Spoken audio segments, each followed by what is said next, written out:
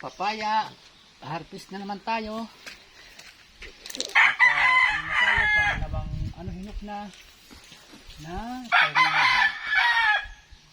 Nak, tulungan mo si tatay. Abutin mo yung papaya, nak. Oh. Papaya. Jared! Naku, kumukuha na siya ng kiluhan. Hawakan mo muna. Wow, ganda. Maganda yung ano.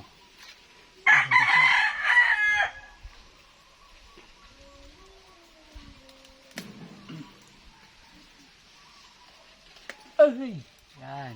Bakit? Yan. Ilan po? Oh, ito naman yung papaya. Ito na. Marunong ka na tumingin ngayon ng timbangan? Yan ang papaya. Bebe, pag samayin mo silang dalawa, baka matanggal sa ano, ha?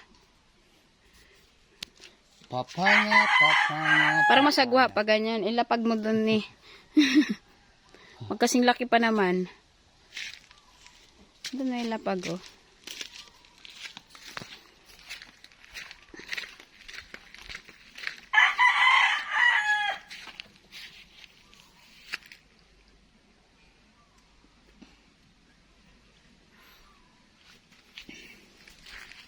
Nak, asan na yung kiluhan?